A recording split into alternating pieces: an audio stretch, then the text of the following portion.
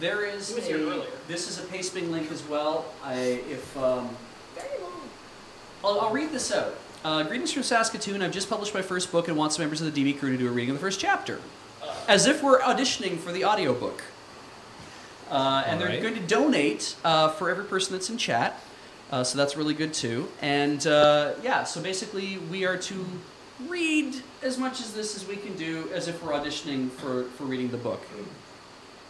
And we can all change, we'll all trade off. So read a few sentences, like 5 or 6 or whatever, and somebody else writes in order and just like take a paragraph each? Yeah, that sounds alright. good. You know what, I'll start off.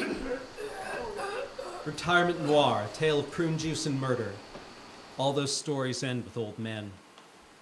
Sleeping through dark nights is something that comes easily to most people, but not to me, even before I retired from the sleuthing game. And now that I am done with the dark nights of investigating, I have trouble lying quietly through the night. Admittedly, the thunder, my secret nickname for my angel's hellish snores, didn't help, but if I was restless any longer, my keeper and wife Edna would skin me alive, so I rolled over, shut my eyes, and thought of the cases I'd solved in long years past. The next morning started the same as any other day, creaking bones, an aching heart, and the vague sense that something was wrong. The sluggish gray sunlight was streaming in through my poorly placed bedroom window onto 3 plastic plants inside the colorless walls that trapped us in. At least the thin walls sometimes kept the cold out. It could get awfully chilly during the Chicago winter.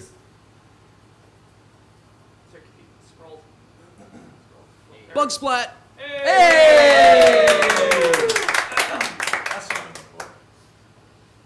I could hear the ravens cawing before I had ever even finished getting out of bed.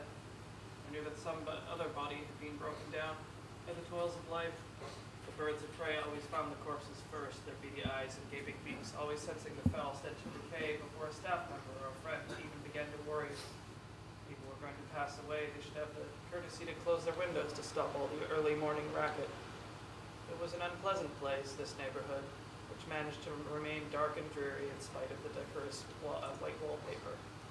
The nearby park was a constant reminder that the world outside was more dangerous than this dead-end establishment. So better just pay the rent and stay put. I rolled out of bed with a pounding headache, looking for my bottle of relief.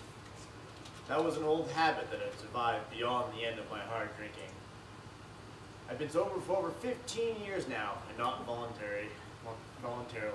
I sighed heavily, threw on some clothes, and went to the kitchen, looking for something to take the edge off the migraine that had accompanied me since I turned 60. As I passed the hall mirror, I noticed that my frame wasn't as skinny as most of the men my age, especially ones of my height. I rubbed my fuzzy face and headed for the fridge. I bolted down my daily dose of prune juice like a shot of vodka.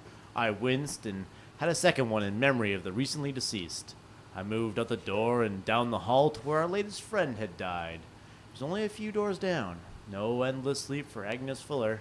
She'd been a tough old bird, hard as nails and twice as feisty. She'd passed away from an incident, and not the more desired peaceful departure of slipping away in a dream. I was curious to see what had finally gotten to a woman who had been too busy to pay attention to the Reaper, who was as much a neighbor as anyone else in the building. Once anyone entered a retirement facility like this, it becomes one's community.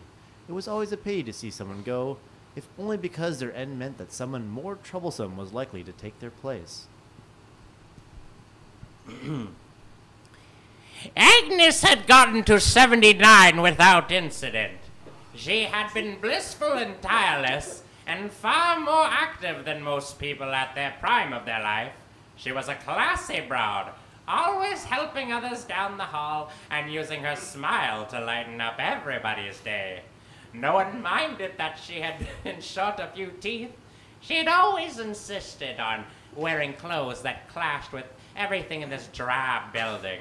With its bland people and pallid decorum, we'd been neighbors for 5 years, and I couldn't think of an unpleasant experience with her.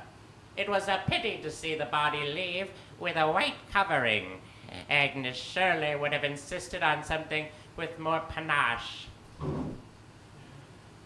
As I peered into the room around the EMTs, I was shocked to see a pool of crimson spread across the floor. The first time I'd see a crime scene, the amount of blood had astonished me. But now I simply noted that an old woman had the same amount of the precious liquid as anyone else. But there was something strange about the blood splatter. There was a splash of it off to the side. The body had been moved. It could have been Agnes's last moments or the paramedics, but it was still detail that stood out. What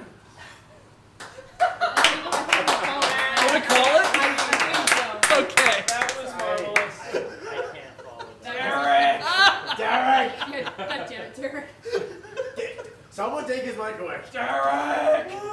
That was a really cool chapter, though. Yeah, it was good. Thank you. Thank you for sharing that with us. I hope you enjoy it, and we look forward to getting your. Now.